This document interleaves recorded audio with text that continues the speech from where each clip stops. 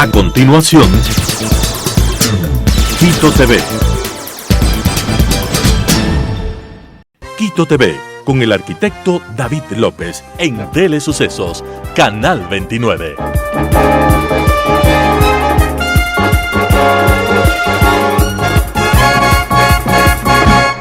¿Qué tal, amigos, amigas? Bienvenidos a Quito TV, el espacio de la ciudad a través de Telesucesos y sus distintas frecuencias, 29, 29.1 en televisión abierta, 73 en Extreme TV Cable, 43 en Claro TV, Canal 6 en Cable Unión en Alfa TV, y también nos pueden seguir desde cualquier parte del mundo, www.telesucesos.net, que es nuestra web, streaming tiempo real, y además este programa, luego de salir al aire, es subido a la plataforma de YouTube como Telesucesos HD.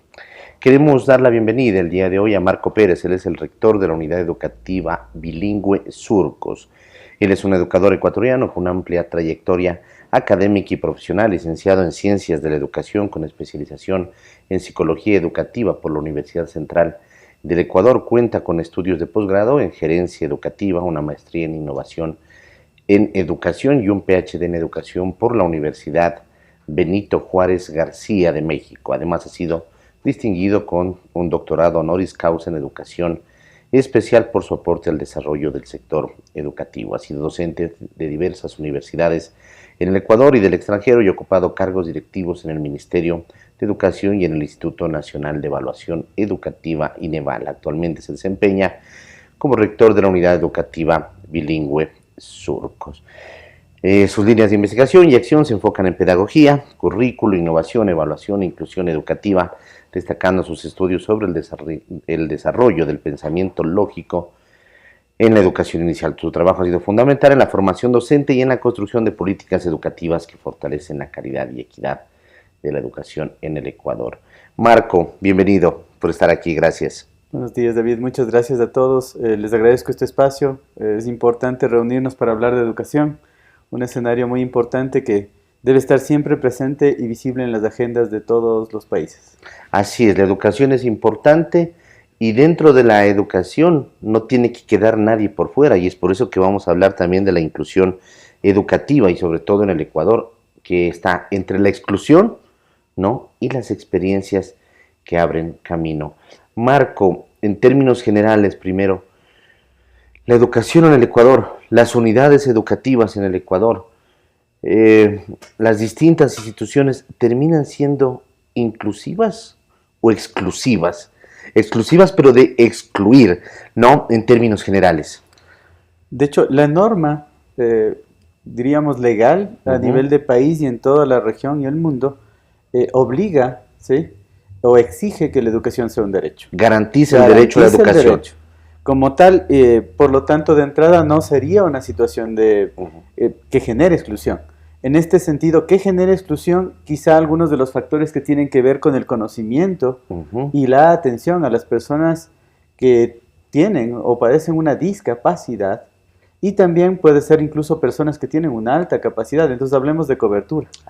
¿Sí? Además, claro, o una discapacidad, como usted dice, o una alta capacidad. Así es. Y en ese sentido, de pronto las instituciones no están preparadas. Puede ser, es uno de los factores. Es uno de los factores. Es uno de los factores que evidentemente limitan la atención, porque si bien ya la norma nos pide a nosotros mencionar o atender como un derecho, si no tenemos la capacidad de cubrirlo, la demanda ya es un factor de dificultad de atención. Y claro, estamos obligados como instituciones educativas a estar en la capacidad de atender a las personas. Pero ojo ahí, y es muy importante tener esto claro, David, al no diferenciar la discapacidad, debemos hablar de educación regular y especializada, por ejemplo. No todas las personas pueden estar en un espacio educativo y esto también garantiza el derecho a la educación. Claro, regular y especializados, existen como las dos líneas ahí. En el espacio regular, si hablamos de inclusión, una persona con una dificultad de aprendizaje que no asocia una discapacidad debe ser recibida en la educación regular. De acuerdo. Pero una persona que tiene una discapacidad debe ser atendido en una escuela especializada, porque esto le va a permitir superar sus barreras y vincularse a un espacio que a posteriori podrá ser incluso profesional. ¿Existen esas escuelas, esas unidades educativas? Las unidades educativas son limitadas. Por ahí hay algo de problema. Por ahí ya tenemos un factor que debe preponderar en crecimiento educativo. Y claro, esto podría desencadenar también una confusión, porque actualmente en algunas instituciones educativas, sean públicas o privadas, se está generando una pseudo inclusión. ¿Qué es esto, David? Es que puedo yo recibir a un estudiante con una neurodivergencia, pero no sé si él puede adaptarse a este espacio, porque quizá existe uno de los factores que mencionamos, el desconocimiento de los profesores o de las autoridades como tal en atender a esta persona. Y esto, en lugar de ser un beneficio, termina siendo una dificultad para la persona que padece una discapacidad y para la institución, y además los estudiantes que están dentro de un espacio áulico, porque hay que sensibilizar en discapacidades. Y hay varias cosas ahí, porque puede ser que llegue un padre de familia y dice, es que tiene que recibírmelo porque tiene que recibírmelo, porque esto lo garantiza desde la Constitución, y usted tiene que ver la forma en que me lo recibe, pero claro, no, ahí viene el otro problema, ¿no? O sea, ¿cómo garantizo también a los otros chicos que están en esta zona o en el área regular, como digamos, en diferencia de alguien que tendría que estar en algo especial? Sí, porque hablamos nosotros de equilibrio entre los procesos, y algo muy importante dentro del equilibrio en los procesos es justamente atender a la demanda de acuerdo a sus capacidades. Y es ahí donde debemos trabajar en otro elemento que acaba de topar usted, que es muy importante, David, y es justamente la familia. Porque, claro, la familia muchas veces no está sensibilizada a la discapacidad y pretende que un niño que tiene una discapacidad ingrese a un espacio regular. Que ha sido diagnosticada incluso, porque puede ser no puede ser una discapacidad física, sino neurológica, de cualquier tipo, y claro, está, digamos, diagnosticada, pero el papá dice, no, es que mi hijo tiene que entrar. En muchos de los casos se da inclusive, por eso hablo de pseudo-inclusión, porque puede ser que el chico, el niño, niña o adolescente no fue diagnosticado, pero está incluido en una institución regular. Pero claro, él no culmina sus estudios debido a que no ha habido una intervención global. Y se hablaría hasta de negligencia, y esto también sí es corresponsabilidad de la familia, por ejemplo. Y cuando usted decía hace un momento, es limitada la cobertura de unidades educativas especializadas, resulta que esa limitación termina siendo seguramente más fuerte en porcentaje en el área rural o en ciudades que están fuera de Quito y Guayaquil. De pronto en Quito y Guayaquil tenemos varias unidades y que, digamos, de pronto ayudan a cubrir en algo la demanda, pero fuera de las grandes ciudades, ¿qué existe en unidades educativas especializadas? Sí, de hecho el área rural, y si vemos nosotros del catastro, por ejemplo, que INEG en el 2022 menciona, hablamos de un 52.6% que asiste al nivel educativo, pero solo de esto, tomando una muestra de 100, solo 14 de 100 que están con discapacidad. De 100 que están con discapacidad, solo 14 culminan el espacio educativo. Y esto también es una brecha fuerte. Y si hablamos de áreas específicas, como bien menciona usted, David, en el área rural existe una demanda alta, pero no existe la cobertura educativa. Y sí es importante que existan estas escuelas para poder cubrir con la demanda integral. No incluir a una demanda regular si es que no se tiene un diagnóstico, porque si no caeríamos en recibir estudiantes, y voy a utilizar un término muy fuerte, y sería como guardarlos en el armario, ¿sí? Porque entraríamos básicamente a tenerlos en un aula, pero no habría la atención oportuna, y esto generaría una brecha mucho más alta todavía en atención en una discapacidad. Claro, es una situación muy complicada, es una situación muy especial. Incluso cuando usted dice tenerlos guardados en el armario, dice voy a hacer una expresión muy fuerte. Y claro, resulta que tratar este tema termina siendo siempre fuerte, porque estamos poniendo lastimosamente en valoración o en comparación a seres humanos, ¿no? Y por supuesto no lo quisiéramos hacer, pero también hay que poner los pies sobre la tierra y saber lo que es, o entender lo que significa, ¿no? Eso, la realidad. Así es. La verdadera inclusión inicia por lo que usted ha mencionado, David. Justamente que hay que atender con los equipos especializados o equipos multidisciplinares. Y hay que cubrir distintos factores, desde lo físico. Si hablamos nosotros de una discapacidad física, debemos adaptar los procesos para que esta persona pueda tener espacio para su educación, ya sean rampas, espacios de acceso, iluminación, sistemas braille si es una persona que es ciega, ¿sí? Entonces, o inclusive el lenguaje de señas para una persona sorda. Entonces necesitamos adaptar a estas necesidades y regularizar esto a un sistema que decimos nosotros escuela regular es súper complicado y casi imposible si es que no se tiene las capacidades. Otra dificultad grande que tenemos es que no existen los profesionales que atiendan de manera especializada, y ese es otro gran problema, porque en la brecha muchas instituciones, tanto públicas como privadas, están aceptando a chicos que padecen alguna discapacidad. El problema es cómo ellos están llegando a culminar este proceso, o si realmente lo están haciendo con calidad. Aquí hay datos, dice en el Distrito Metropolitano de Quito, los otros ya los dio usted hace un momento. La situación refleja el mismo desafío. Un informe municipal sobre la caracterización de personas con discapacidad señala que existen más de 8.300 niños y adolescentes con discapacidad intelectual en edad escolar. Sin embargo, muchas familias reportan rechazos en instituciones privadas, ausencia de profesionales especializados, altos costos de servicios complementarios y falta de infraestructura adaptada. Usted ha hablado de la falta de infraestructura, de la falta de profesionales especializados, y otro punto que lo topó así, quiero un poco profundizar, los altos costos de servicios complementarios, porque en eso también hay que poner una balanza. O sea, si mi hijo entra y tiene, digamos, una discapacidad, o además que este término de discapacidad es muy manoseado también. Hay gente que dice, no puedes decir discapacidad, tienes que decir condiciones o capacidades diferentes. Yo diría más vale que tiene una condición diferente, alguna cosa así, pero siempre es delicado tapar estos temas, ¿no? Y en ese sentido yo decía, claro, las instituciones privadas sobre todo, y lo mismo debe de pasar por supuesto con las públicas, cuando tienen estos chicos a veces necesitan un complemento, es decir, un profesor sombra, les dicen. Y claro, eso eleva el costo, y si no es uno, y dentro de la unidad educativa necesitan tener 10 profesores sombra, ¿cómo además se equilibra la parte económica de una unidad educativa, teniendo que brindar un mismo valor de matrícula, ¿no?, y de pensión, que el resto de niños al que tiene una condición diferente? Entonces, los altos costos de servicios complementarios, eso también termina influyendo. Sí, de hecho, hay que saber que siempre, para cualquier escenario, hablando tanto de discapacidad como altas capacidades, debe haber un equipo multidisciplinario. Si hablamos nosotros de un pedagogo de apoyo o maestro sombra, es esta persona que entiende primero la discapacidad y atiende a esta persona para que pueda incluirse en el medio educativo, sea regular o especializado. Entonces, en ese sentido, eleva sí la atención. Pero recordemos que la discapacidad también debe ser regularizada legalmente. Tenemos del Consejo Nacional de Discapacidades, CONADIS, que es quien inclusive determina que la persona tiene una discapacidad y también exige un derecho. Y uno de ellos justamente está dentro de lo público, ¿sí? La atención y cobertura de este espacio. Lamentablemente, insisto en esto, David, no existen los profesionales y tampoco la cobertura. Mire, solo para topar el término maestro sombra o pedagogo de apoyo, no existen escuelas universitarias que formen profesionales como pedagogos de apoyo o maestros sombra. No existe, aquí en el Ecuador no existe. No existe. Seguramente muchos terminan, digamos, formándose a nivel educativo, de pedagogía, y tienen que hacer de pronto un masterado, siempre y cuando ellos digan, me quiero especializar para atender a chicos de condición diferente. Tal cual, y de hecho es la formación profesional, que si bien tenemos psicopedagogos, psicólogos clínicos y demás, debe haber una persona que entienda la discapacidad para poder cubrir la demanda educativa. Y lo más importante, lo que decía, de 100 solo 14 culminan. Si esta es una muestra propia del INEC. Entonces, eso quiere decir que muchos de ellos no terminan el nivel educativo. Nosotros no debemos de hacer números por mencionar que están dentro. A ver, una cuestión es que estén dentro del sistema educativo y otra es que culminen el espacio educativo. Claro.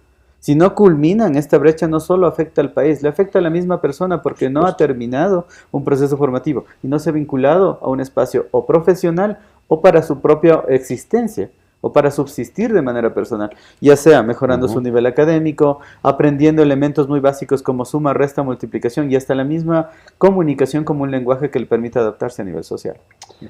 Experiencias que muestran el cambio, dice aquí en el boletín. A pesar de estas barreras, algunos colegios en Quito han comenzado a aplicar programas de mediación escolar contra el bullying, por ejemplo el acoso. Ustedes tienen incluso un método finlandés, me parece, ¿no? Que lo utilizan adaptaciones curriculares, metodologías de aprendizaje colaborativo, lo que permite que todos los estudiantes participen y desarrollen sus capacidades. En el caso de Surcos destacan historias como la de Juanjo, estudiante con el síndrome de tetrasomía 18P, único registrado en el país. Además, esto pertenece al grupo de estas enfermedades raras que se llaman.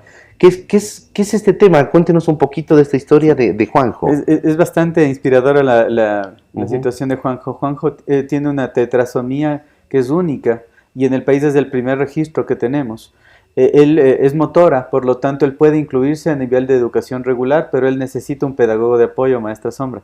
Él ingresa a jardín. Ha tenido varias experiencias que, como bien se menciona en este relato, justamente no fueron gratas hasta que llegó a Surcos. Y en Surcos hicimos toda una adaptación y ahí viene este proceso que justamente mencionaba usted. Y es que es un trabajo integral.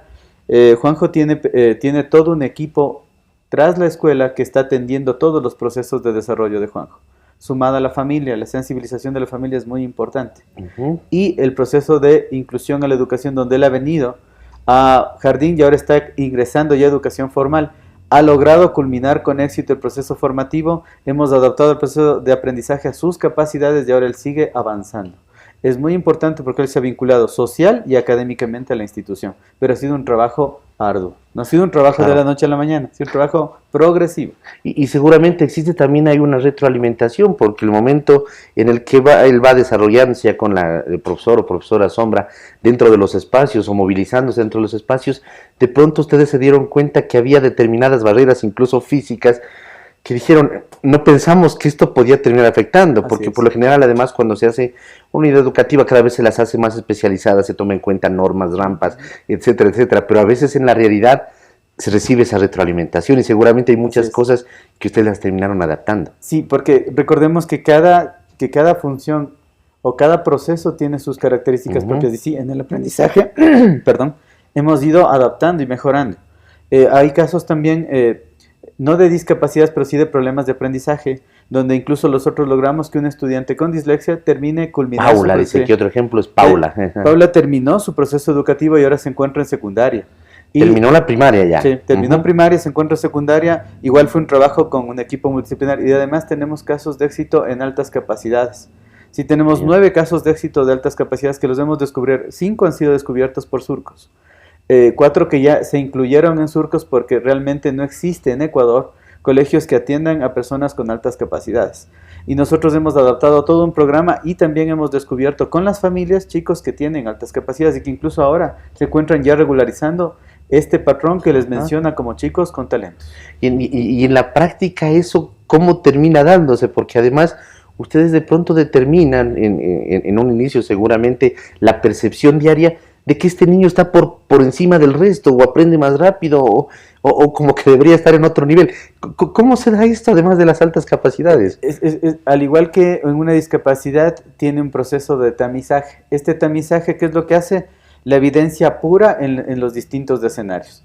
Los profesores evidencian que el niño, como bien lo decía usted, aprende más rápido que el total del grado, entonces comienza a hacer un seguimiento con una ficha de observación.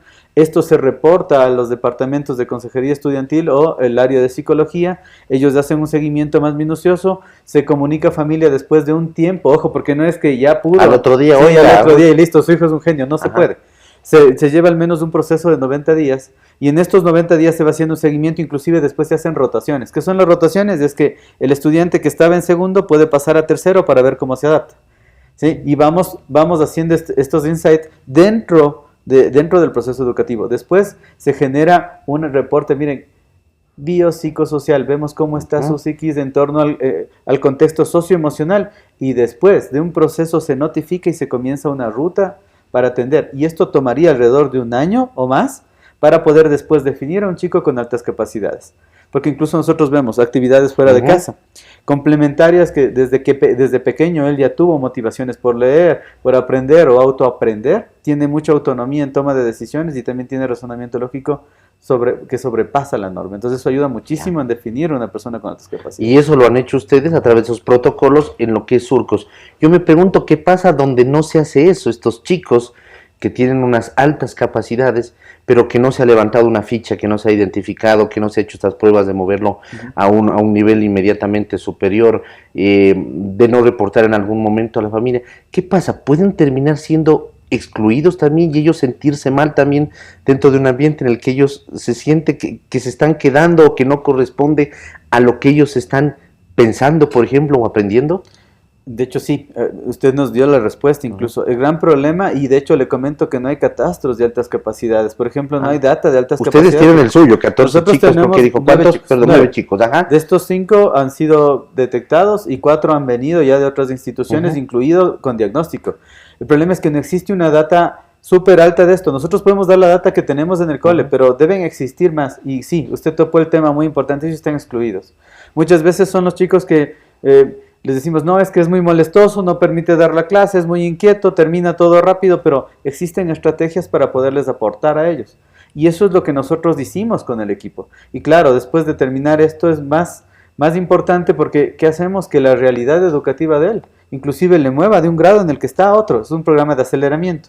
En otro sentido, y además, digamos que él cognitivamente está bien, sabe muy bien matemáticas, lengua y ciencias, pero su estado emocional no le permite tomar decisiones. Entonces él se mantendría en el mismo nivel, pero sería una aceleración hasta cubrir la brecha emocional, porque hablamos de una persona integral. Pero si no se hace esto, en serio, David, estamos desperdiciando un talento que al final podría ser una fuga, ¿sí? Una fuga de talentos y también de capacidades que podrían servir al planeta y al mundo, que es lo más importante. Por supuesto. Habíamos hablado hace un momento que los problemas, lo que subsisten, las cosas que se identifican en este tema de la exclusión, sobre todo en el tema de discapacidades o condiciones diferentes. Hablamos de la infraestructura, de que no existe una infraestructura, de que no existe un personal especializado, de que no existen metodologías activas, que no participa a veces la familia, ¿no? Que no existen resultados digamos, visibles. Y seguramente todos estos aspectos son los que los padres tienen que definir cuando deban elegir una unidad educativa para poner a su hijo, en el caso de que se haya ya diagnosticado, digamos, un tema de una condición diferente. ¿Esos son los parámetros que tienen que buscar los padres en un colegio? Sí, de hecho, un colegio tiene que tener bastantes características que, como usted bien lo ha mencionado, deben adaptarse a un procedimiento formativo. Y claro, ahí viene lo importante. Hay que ver no solo la cáscara, sino también el contenido. Creo que ese adagio es el más profundo en educación. Y hay que tener primero la claridad de que el colegio, primero, tenga evidencias de lo que hace. Segundo, que estas evidencias no solo sean dichas por las autoridades o docentes, sino también por los mismos padres y los estudiantes.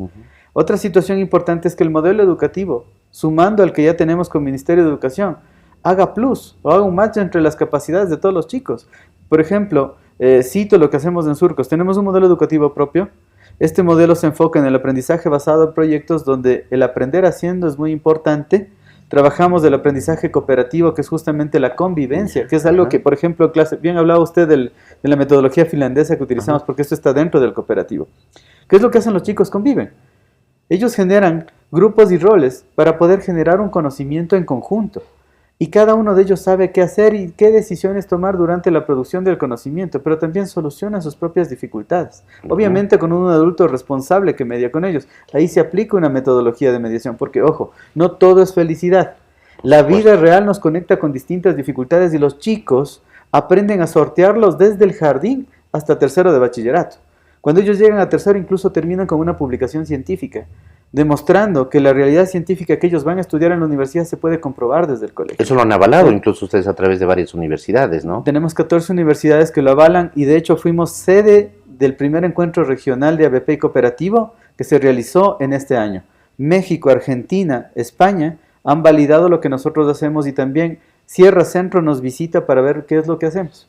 Y lo importante es que Surco siempre está con las puertas abiertas de compartir. Tenemos la primera revista que indexa artículos de estudiantes de bachillerato. Y esto hace que nosotros lleguemos a considerar muchas cosas, ¿no?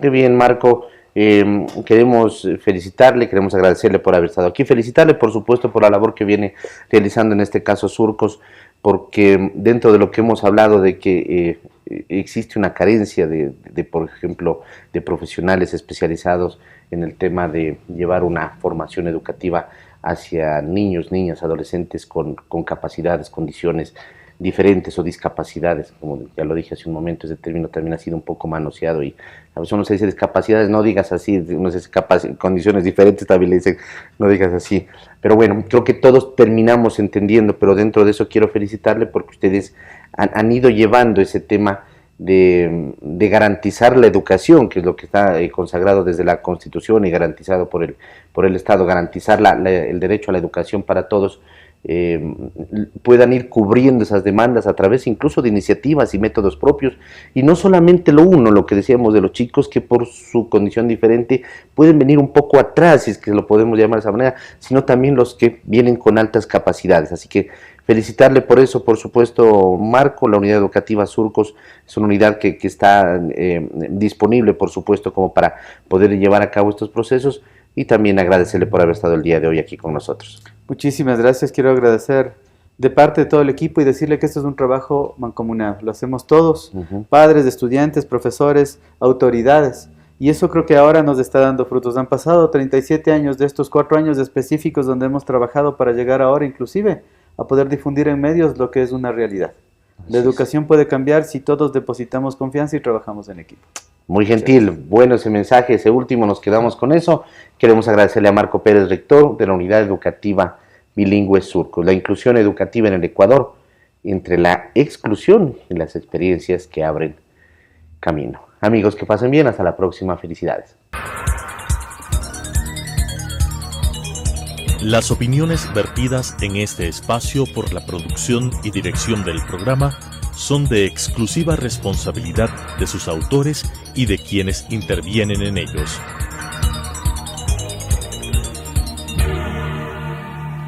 Quito TV, con el arquitecto David López, en Telesucesos, Canal 29.